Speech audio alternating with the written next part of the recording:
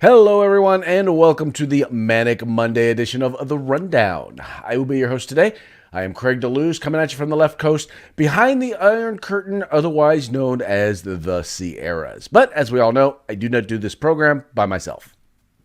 No, I like to jump in and offer my assistance as necessary. My name is Mike Poworski. I am the co-host from the East Coast. That's the coast with the most, just so you're clear. Right, with the most coast. It is the coast with the most coast. It is. It does it. The most coast, the most states. We got it all. We got it all. Yeah. So you guys pretty much do have it all out there. Yeah, the most. We had it all. So I'm sorry. I started to sing a little Bogey McCall there. So Craig, how was your weekend? It was. You know what? It was actually pretty good. It was relatively uneventful. Did some camping with some friends, and relaxed, chilled, had a good time. Hold on, like recreational camping? Yes. Yeah, I don't get that. I'm just, as long as you don't have to do it, you don't have to get it.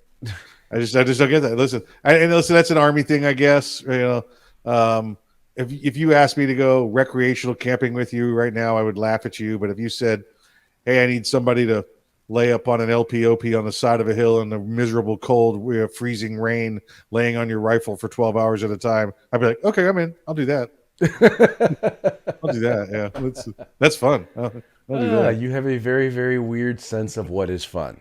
Yeah. Well, what can I say? So, how about yourself? What'd you get into this weekend? Oh boy, everything. I got to fly a new helicopter this weekend. That was fun. Working on a rating in that. If you ever saw the TV show MASH, flying those helicopters this weekend, so was a good thing. I'll do that again tomorrow morning. I'm really excited. I got a new mouse for my computer. So my computer's been without the wireless mouse for about a week. You ever try and just go back to keyboard and pad? It's been miserable. So I am not a big trackpad person. Well, I hate it. Especially with the fine tuning we do with the pre-production and post-production kind of stuff we do. With the audio and video tracks that we have. But this one's got this extra button, and I still haven't figured out what this extra button is on it. So if anybody's noticing their lights, if anybody's noticing their lights turn off and on at their house a lot, it's because I'm trying out this new button. So, right. Well, see, I'm actually a fan of the trackball, which actually works really well because even if I'm just have my laptop on my lap, I can still sit on the couch or something like that and work. And it just I'm all about the trackball. I've got this one stop I make during the week when I go see our good friends. It's actually it's our good friends over at Gorilla Machining, and inevitably him and I will get into a discussion, and he wants me to show him something on the computer, and he's got that trackball, and I'm like, it's like handing me, if I'm an iPhone guy, and handing me an Android. I'm like, I don't know what this is. How do you work this? I have no idea. She's like, no, it's so much easier. I'm like, you do it. I'll just tell you where to go. It's horrible. I could never use a trackball. It doesn't make sense. That's okay, Mike. That's okay, Mike. We won't. No, it is. It's literally it's like putting a guy that's driven an automatic his whole life and throwing him on a stick shift. Here, use this. What is that? Like, I don't know what that is. How do you not know how to drive this? It's like, exactly. I don't do that. Exactly. Yeah. I don't do that. Yeah. So good stuff. Good weekend here. Everything going along nicely. You know what? And listen, we may get to some stories at some point. I ran into a story this weekend on the radio show. Really? And I saw a reference to the Sierra Nevadas. And I thought, wait, Craig says that's a real thing. I didn't know that was a real thing.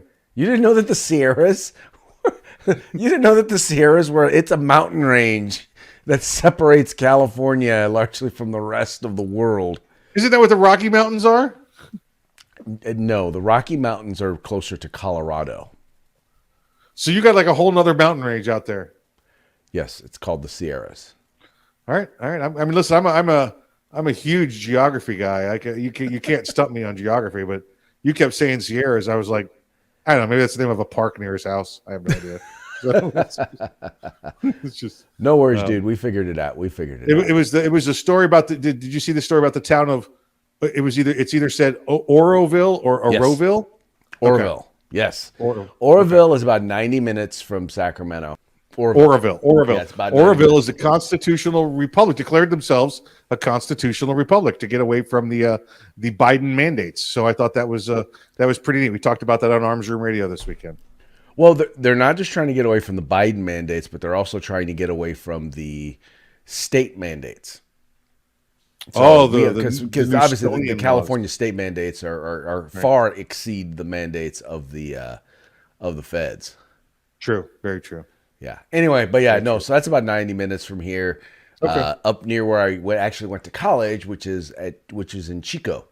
So not too far from here. Know exactly where it is, and it is in the foothills of the Sierra Mountains, Also known as the knobs. the Knobs. Yeah, small rolling hills are also known as knobs. Yeah. Right. Well, we call them foothills. Here, out this way. In Kentucky, they're called knobs. Knobs. They're knobs. The knobs. Sounds awfully New Yorkish. Well, Kentucky. when you're from New York and you say it like that, it sounds New Yorkish. But Okay. Well, there you go. I hear you. All right. Well, let's hit today's stories. We're gonna start off in New Jersey. Now, Mike, this was an interesting one because you flat out called this. You said that they were going to find some ballots. This guy running and the Senate Majority Leader is basically going to lose his seat. He's refusing. He's down by thousands of votes. He's getting his butt kicked, and he's refusing to. He's refusing to concede because, well, he's saying they found thousands of ballots. Yep. Yep. Yeah. In fact, it's funny when you sent it to me and said you called it, and I was like, "Yep, this is Broward County style, which is New Jersey style, but Broward County took it from New Jersey and then made it their own. This is, hey, we found ballots in the trunk of a rental car. Hey, we found ballots in the back of a U-Haul truck. That's Broward County style. That's why Captain Florida Governor DeSantis relieved of office of the supervisor elections down there in Broward a few years ago. Well, evidently, she must be working up there back in New Jersey again, because New Jersey over the weekend, folks found, hey, we got about, what was it, Craig? It's about 12,000 ballots they say they found. Hey, we found 12,000 ballots. By the way, Craig, if they found 12,000 ballots, that's 19% of the entire vote in the state. Right.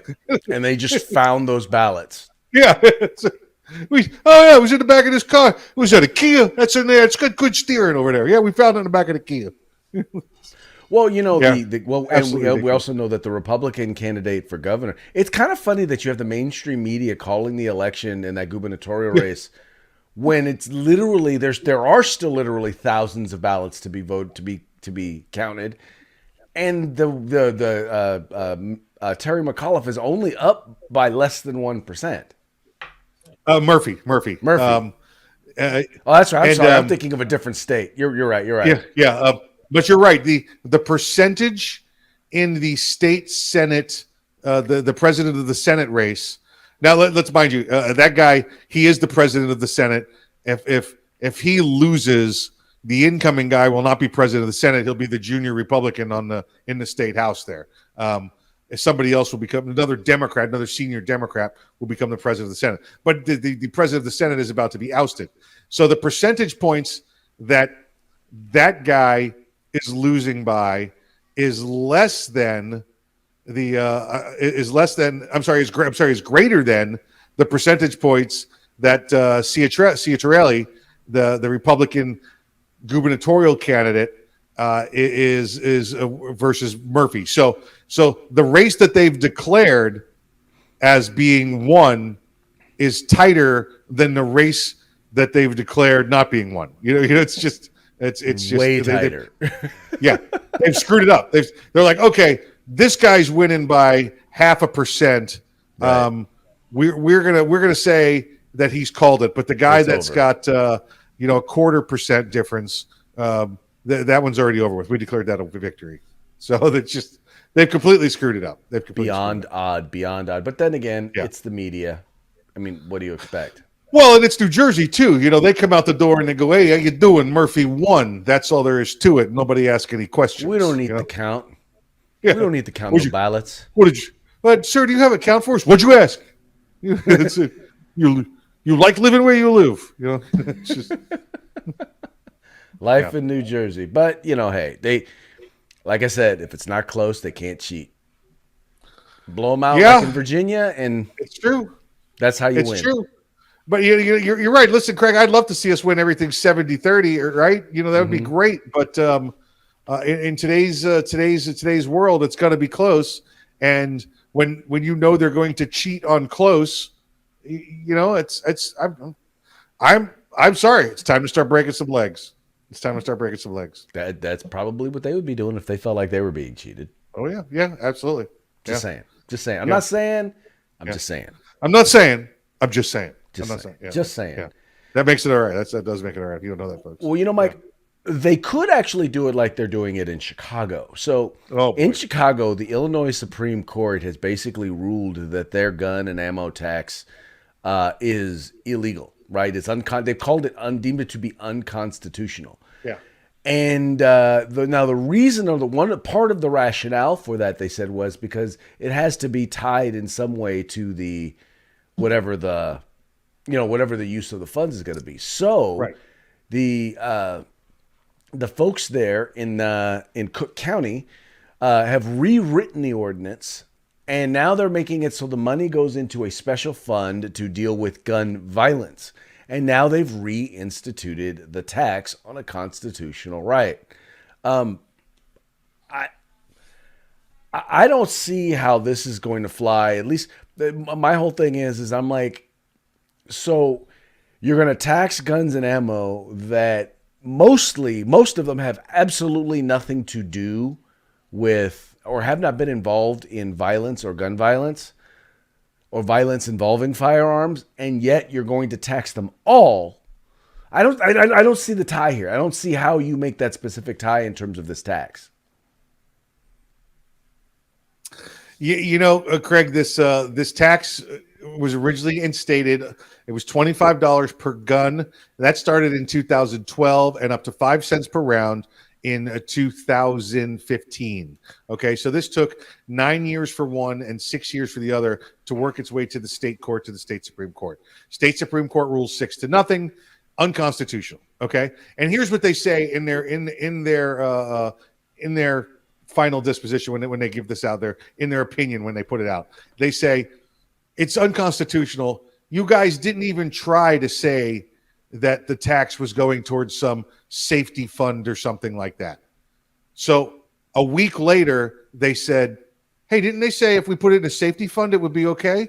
Okay, let's do that. Right. And there is a Republican actually on the Cook County Commission. He goes, no, that's not what the Supreme Court said. That's still illegal. What are we doing? So here we go again. Let's hope this doesn't take 9 years and 6 years to get straightened out. I do have it from a little inside source at the Second Amendment Foundation that they're not going to let this take more than another week before a lawsuit's filed again.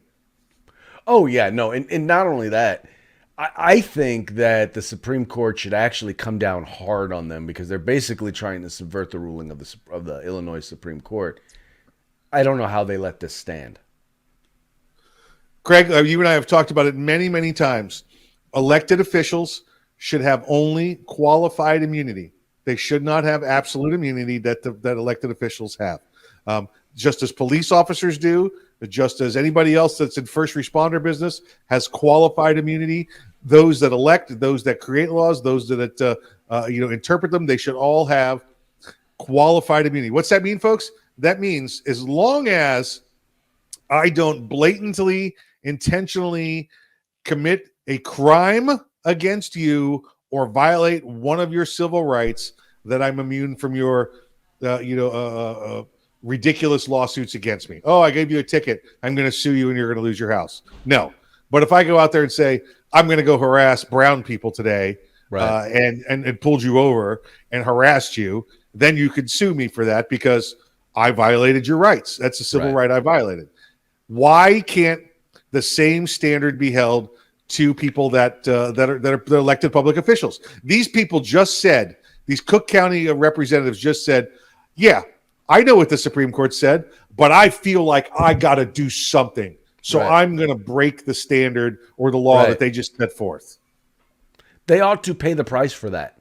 They ought to pay a price. Put them in jail, hold them in contempt of court, and put them in jail. whatever. And take away their listen. And you could sue them because Right. you lose qualified immunity, which means you have no protections. I could take your house, I could take your savings, I could do Right. all of that. They should feel the same pain that every other public servant does. Yeah, no, I don't disagree. It's frustrating because more and more anti-gunners are basically saying, "Look, we don't care what the courts say. We're going to do what we're going to do." And like they've literally they've treated Heller like it's a redheaded stepchild of Supreme Court decisions. They've flat out almost well, I won't say flat out. They've come as close to ignoring it without actually, I mean, being to the point where you're like, look, they're flat out ignoring it. I mean, they're right there. Yeah. Anyway, but the argument's ridiculous. We see this happen. Yeah. I'm sorry. We saw this happen in Broward County after the Broward County, Florida. And I know I'm jumping on them a couple of times today. After the shooting down at Parkland High School. There's preemption in Florida. Florida has preemption. What's preemption means? It means only the state can issue the laws for whatever that standard happens to be, firearms, domestic violence, whatever it happens to be. So Broward County decided, well, we're going to make our own laws about who can buy and training and all of that down here. And the state said, no, you can't do that. You can't do that. Get to do and they said, well, we're going to do it anyway because we feel like it's a local issue and you don't understand it. Well, guess what? Your constitutional rights are an everybody issue. I don't care if you're the one guy living on a farm 50 miles from everybody else, or you're in a 30-person flat up on 48th Street in New York City. They're everybody's rights, not just yours. Right. Exactly. And especially your right to tell me what to do does not supersede my constitutional right to keep and bear arms. Sorry. Your conscience's desire to do something. Right. It's for the children, Craig. Are you heartless? Of course I am. I am too. I am too. Anyway, I mean, well, actually, and that leads us to the next story. So there was a study that was done, or a poll that was done, right? And in this poll or in this study, what they basically did was they determined that those who believe in the devil and demons and the supernatural, or belief in the supernatural, were much more likely to be pro-gun. Now, this is an article that was in The Economist. I don't know, man. I honestly have no idea what to say about this. It's like, if I believe in demons, I'm gonna shoot them. That's why I'm pro-gun. Craig, it used to be back in the day. Do you recall when the debate was going on, left side or right side? You could go, all right, screw it. I'm just going to go pick up a copy of The Economist and find out what the truth is. That used to be, what The Economist meant. Not so much anymore. It is a weekly world news is what we have here. So I read through this article because I saw the headline, and the headline is pretty clear. If you're pro-gun, you're a devil worshiper. Is basically pretty much what they're saying. What the headline says. Now, I could see somebody starting off on this article down an innocent path, and I'll ask you this, Craig. Craig, do you believe in God? Yes, I do. Okay. Well, if you believe in God, they're saying if you believe in God, then you also believe in the supernatural, because according to these non-believers, God is a supernatural being, not the creator. Okay, he is. So he's supernatural. Yep. Now, if you believe in God, you must also believe in the devil. Is that correct? Yes.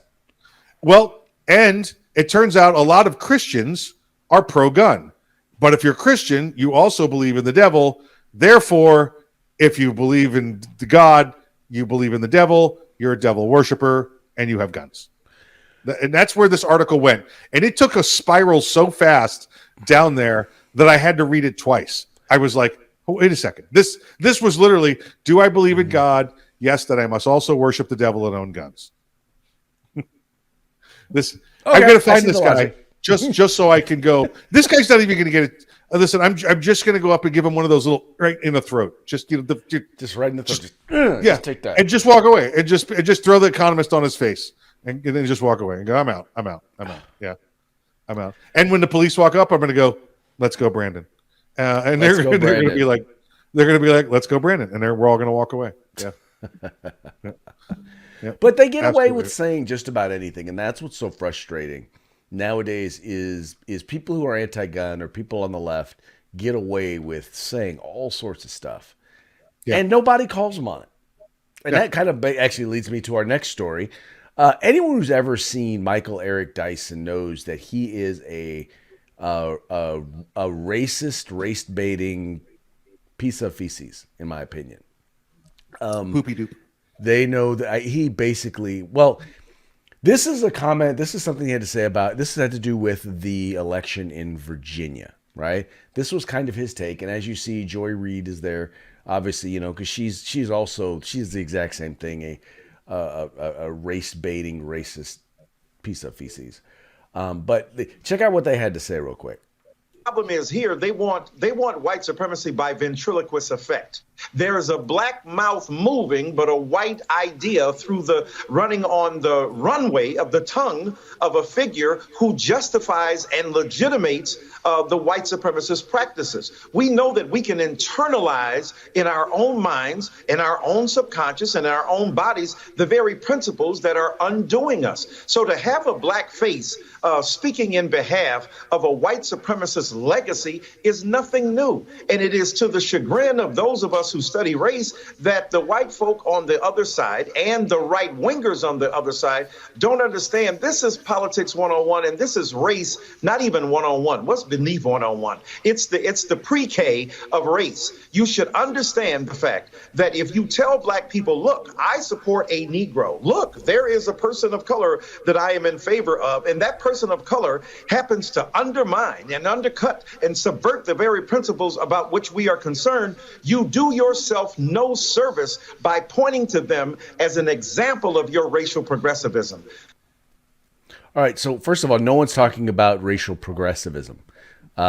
Most importantly, in this particular case, is what he's saying is that if he, there, by the way, he's talking about the lieutenant governor elect for the state of Virginia, and they're basically saying that she's basically black. She's white supremacy and blackfaced, and she's like a ventriloquist doll, and white supremacists are using her and her rhetoric, and the whole point is that because she doesn't think like them, because she's not a left-wing zealot like them, all of a sudden she's incapable. She is a black woman who is incapable of thinking for herself. That's what they're saying. Now, if that is not some racist, sexist BS, I don't know what is. Yeah, it's the governor, lieutenant governor elect. Her name's Winsome Sears. I had to just double check that. Couldn't remember it. So Winsome Sears, and yeah, she's got plenty. I don't know if you've seen her campaign photos, like holding ARs and stuff like that. It's pretty remarkable. And remember, in Virginia, it's not a 2-person ticket. You run for governor and you also run for lieutenant governor separately. So they may end up together on separate parties, like what we have in North Carolina, right now. But so in Virginia, Winsome Sears is the lieutenant governor elect, and it's amazing because you've got Joy Reid, Tiffany Cross. You've got these women that are like just astounded that how could this is a black woman? How could she not see things exactly like me? Well, I'll tell you why. She's had the Enlightenment. She's seen the lies that the Democrat Party has told the African American, the Black American, for the last 60 years. Okay, what was it President Trump said before he got elected? During his term, hey, listen, they've been lying to you the whole time. At least I'm being honest with you. And he did. Look what he did. Craig, look at the amazing accomplishments that were gained by all minorities, not just Black Americans. Oh, by the way, who's the president that ever paid the most into the black colleges? Let me think about it. Oh, President Trump. That's right. Right. Well, let's just absolutely amazing. Yeah, but they throw this woman under the bus because how dare she not take the liberal, racist, critical race theory side? Mike Eric Dyson and Joy Reid, I would just like to invite you to consume a satchel of Richards. That's right. Just so you know, this is how I feel about you two. Because once again, every time someone steps up and they have a thought of their own, they have an idea of their own, or at least an idea that's different and separate from what you believe, you want to turn around and accuse them of being used and racist. And it's like, You know what? It's funny because the only people I see on TV saying that black people are victims, black people can't do it without the white man. The only people I see saying that are you guys, right? The people who talk Craig, we about saw how this. horrible this country is, yet you're Yeah. also the people who have the resources. If it's that bad here, you can leave. I'm just wondering why all of these people are trying to fight to get into a country that is going to abuse them so horribly. We saw this last week with the Atlanta Braves, of all things, right? They were tempted to be canceled by the liberal culture, by Stacey Abrams, by even the wokeness of Rob Manfred, the commissioner of Major League Baseball, and it all failed. Every bit of it failed, and these people came out on top. And then they had a beautiful parade in the city of Atlanta, and they went through the heart of Atlanta and had this parade. And it was a wonderful event. The city came out, and they cheered and cheered and cheered, and everything was great. And then the media came out and said, well, sure, they might have won, but the team's racist. It's like you said, Craig. We said we've talked about this for months. When all else fails, just call me a racist. Just go. And if you happen to be a person of color, well, then you're just a tool of racists. Well, you're a tool of, or you're an Uncle Tom, right? That said you're their slave. Right. Yeah, Ridiculous. it is. Anyway, I could go on about this one for hours, but I want to get to our parting shot, Mike. Our parting shot. We all know Kyle Rittenhouse is on trial for defending himself during the if you George could call Floyd it a riots, trial, or during some of the riots in Kenosha. What'd you say? I said if you could call it a trial. This is right now we're watching the prosecution make the defense's case for them. Oh my God! Did you see this? Bad. Did you see this, Craig? That the prosecution stands up and says, "We're going to show you evidence that Kyle Rittenhouse did this," and then the defense goes, "That's a nice story, but by the way, here's the FBI surveillance video that nobody knew existed of the exact opposite." Exactly. It's like what? Well, no, their own witnesses. Yeah. The prosecution's witnesses are saying, yeah, no, he wasn't going after anybody, and yeah, he was being chased, and the person was attacking him, and that was funny too because the one guy said, he said, he goes, so it's just kind of your opinion of that he lunged for Rittenhouse's gun. He goes, oh, that, and he said F you and tried to grab the gun. Yeah, I saw that too. I really do believe that by the time the prosecution is done, do not be surprised if there is a motion to dismiss by the defense and it wins. I absolutely believe you. Listen, folks, you see this all the time. It's a very procedural thing. The defense will stand up before presenting their case and say, request a directed verdict or a dismissal based on the fact that the prosecution has failed to make their case meet the elements of the crime. And usually it's just brushed over. I honestly think the defense may get that. The defense may get that this week. Yeah. I mean, even put it to you this way: when even the mainstream media is like, "Wow, yeah, we never saw this." I mean, they're talking like the people on CNN and them. They're acting like they've never seen any of this video. And now, Mike, you and I have both seen within weeks, within days, we were watching video of Kyle Rittenhouse being chased, of everything that happened, right? I'm like, how do you in the mainstream media not know that this happened? That this video existed?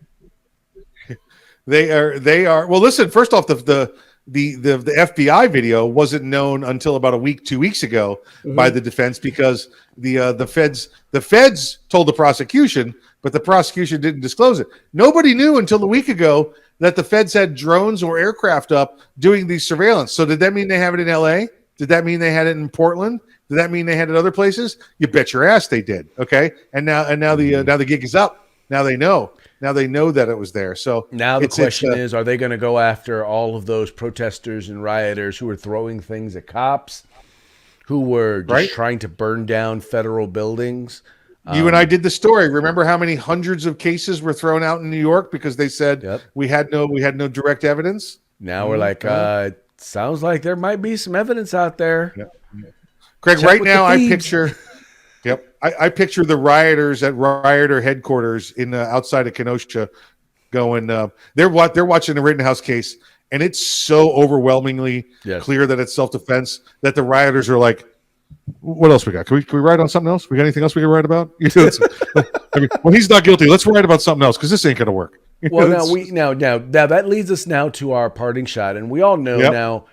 Give a little background before I share I share the parting shot. Well, remember that you had three individuals here. One of them was a convicted child molester. The other was I believe a domestic violence abuser, and the other he had some other I can't remember what it was, but all three of them were disqualified from carrying firearms or taking part in the actions that they were taking part in. Well, one of them was one of the ones that was killed was a convicted child molester, and thus this: when you're on trial for killing a child rapist. I'm so bored. This is so lame.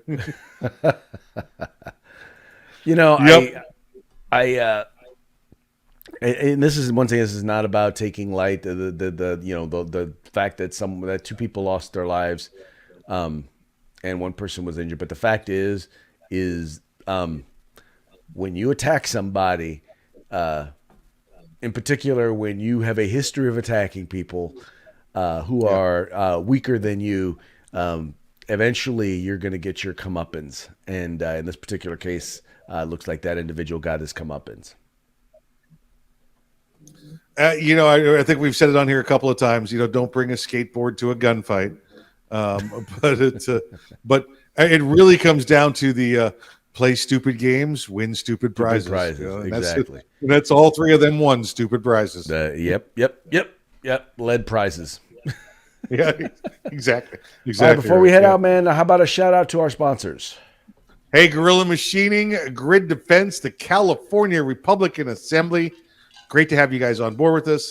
We love having you here, folks. Visit them if you're in California. If you're not in California, you want to see California get some of that Republican firepower, make sure you sign on to their website and see the ways you can help them. And then, of course, we ask you to help out Grid Defense and Guerrilla Machining.